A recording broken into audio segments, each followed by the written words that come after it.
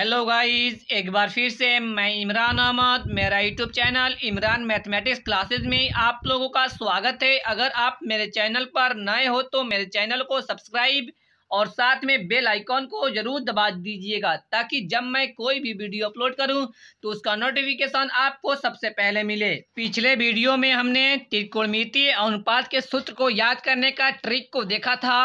आज हम इस वीडियो में एक्सरसाइज 8.1 को फर्स्ट नंबर सॉल्यूशन देखेंगे। इस क्वेश्चन में हमें कह रहा है त्रिभुज ए बी सी में जिसका कोण 20 समकोण है, जिसमें ए बी बराबर 24 सेंटीमीटर, बी सी बराबर 7 सेंटीमीटर है। निम्नलिखित का मान ज्ञात करें। यानी इसमें पहला दिया हुआ है इसका मान ज्ञात करना है, और इसमें दूसरा दिया हुआ है इसका मान ज्ञात करना है। हम देख रहे हैं कि सबसे पहले हमें समकोण त्रिभुज बनाना है, तो हम सबसे पहले समकोण त्रिभुज बना लेते हैं। अब हम इस त्रिभुज के नामकरण कर देते हैं। यानी हमें त्रिभुज ए बी और सी दिया हुआ है, जिसमें 20 समकोण है।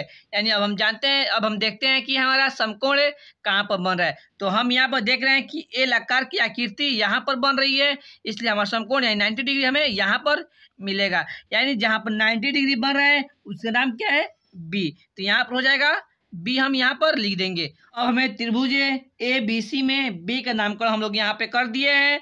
अब हमें बच रहा है ए और सी। अब हमें ए और सी को लिखना है।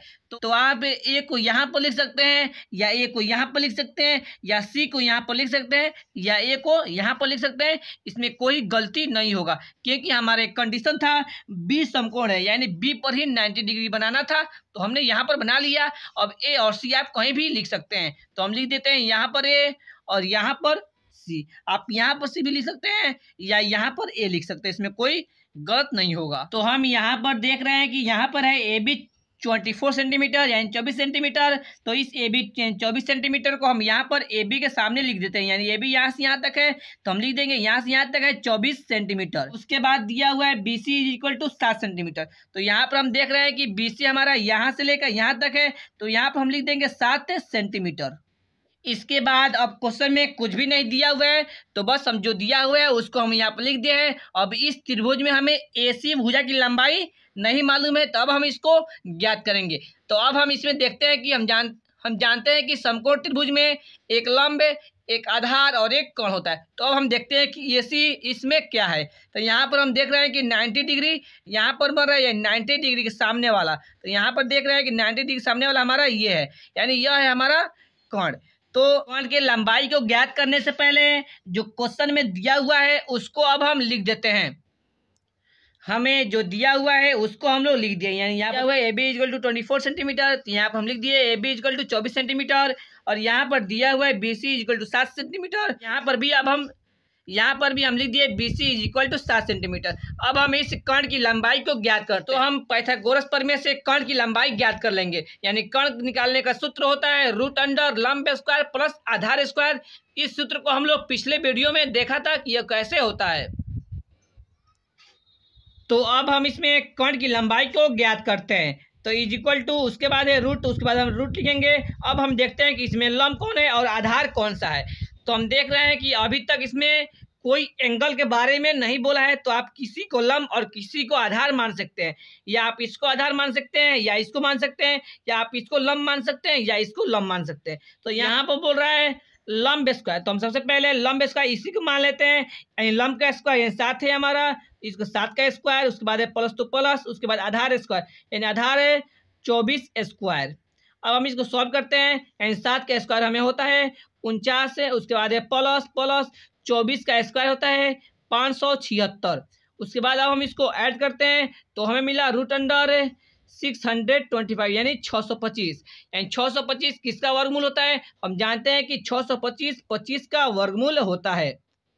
इसमें हमारा कोण है, यानी कौन कौन है, एसी का मान हमें मालूम चल गया।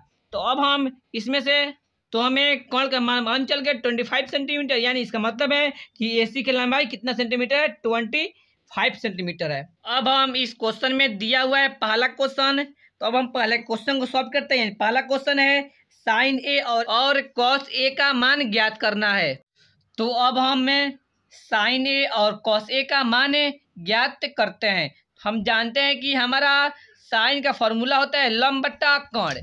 अब हम इसमें लंब और कर्ण का मान को रखते हैं। तो यहाँ पर हमें देख रहे हैं कि इस साइन में हमें एंगल ए के बारे में बोल रहा है, यानी इसमें जो रहता है उसी को हम लोग एंगल बोलते हैं। यानी इस साइन में एंगल ए के बारे में बोल रहा है, तो हम इस त्रिभुज में कोण ए के पास चले जाएंगे। तो यहाँ पर हम चले आए, यानी इस कोण के पास हम चले आए। तो अब हम देखते हैं इसमें इस कोण के हिसाब से हमारा लंब कौन है और आधार कौन सा है। तो हम जानते हैं कि हमारा कर्ण चेंज नहीं होता है, कर्ण जो होता है वो हमारा एकदम फिक्स रहता है।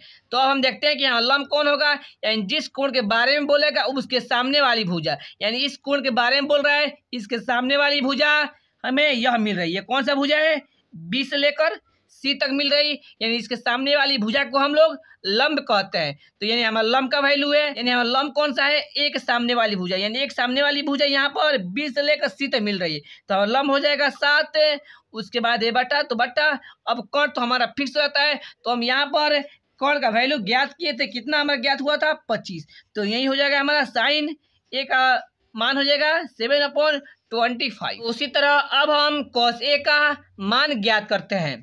तो हमारा कॉस ए का फॉर्मूला होता है आधार बटे कर्ण। तो अब हम देखते हैं कि आधार कौन सा है, कर्ण कौन सा है। तो हम जानते हैं कि कर्ण हमारा एकदम फिक्स रहता है, और कॉस में कोण ए के बारे में बोल रहा है, तो कोण ए के सामने हम जाएंगे तो उसके सामने वाली भुजा हमें लंब होता है, और हमारा कर्ण जो रहता है वह एकदम फिक्स रहता है। तो बच रहा है हमें एक ए बी भुजा, यानी यह हो जाएगा हमारा आधार, यानी आधार का मान है 24। यहाँ पे देख रहे हैं आधार का मान 24 सेंटीमीटर अपॉन में कर्ण, यानी कर्ण हमारा फिक्स रहता है, यानी कर्ण का मान हम यहाँ पर निकाले थे 25, यानी हमारा कॉस ए का मान हो गया 24/25। ये हमारा हो गया पहला का आंसर। अब हम दूसरा के क्वेश्चन यानी साइन सी और कॉस सी का मान ज्ञात करते हैं। तो हम जानते हैं कि हमारा साइन का फॉर्मूला होता है लंब बटा कर्ण। तो अब हम देखते हैं कि लंब कौन होगा और कर्ण कौन सा होगा। तो हम उसी त्रिभुज को हम यहाँ पर एक पेज पर बना लिए हैं। तो हम देखते हैं कि हमें इसमें साइन सी बोला, यानी कोण हमारा कौन सा है, सी है। तो यहाँ पर हम सी यहाँ पर देख रहे हैं, तो यहाँ पर हम चले जाएंगे। तो अब यहाँ से हम देखते हैं कि हमारा लंब कौन सा है, कोण कौन सा है, आधार कौन सा है। तो हमारा कर्ण तो फिक्स रहता है, यानी कर्ण तो हमारा हमेशा ऐसे ही होगा। तो अब हम देखते हैं कि हमारा लंब कौन सा होगा और आधार कौन सा होगा, यानी जिस कोण के बारे में बोलेगा उसके सामने वाली कोण को हम लोग लंब कहते हैं। यानी इसमें हमें कोण सी के बारे में बोल रहा है, तो कोण सी के सामने वाला भुजा यहाँ पर ए बी मिल रहा है, यानी सामने वाली भुजा को हम लोग कहते हैं लंब। और हमें कोण और लंब मान चल गया, तो एक बच रहा है यह भुजा, तो यह हो जाएगा हमारा आधार।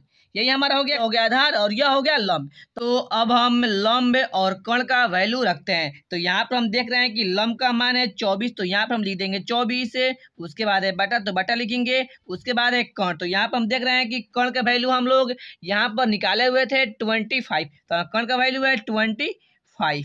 उसके बाद अब हम कॉस सी का वैल्यू निकालते हैं कि हमारा कॉस सी कितना होगा। तो cos C is equal to, हमारा कॉस का फॉर्मूला होता है आधार बटे कर्ण। तो अब हम आधार और कर्ण का वैल्यू रखते हैं। तो यहाँ पर हम देख रहे हैं कि आधार का वैल्यू है 7, तो यहाँ पर हम लिख देंगे 7। उसके बाद है बाटा, तो बाटा लिखेंगे। उसके बाद है कर्ण, तो यहाँ पर हम देख रहे हैं कि यहाँ पर हम लोग कर्ण का वैल्यू 25 निकाले हुए थे, यहाँ पर हो गया हमारा 25। तो यही हो गया हमारा दूसरा का आंसर, एक साइन सी का और एक कॉस सी का, यही हो गया हमारा आंसर। तो आज के वीडियो में इतना ही। अब हम नेक्स्ट वीडियो मिलते हैं। Thanks for watching my video.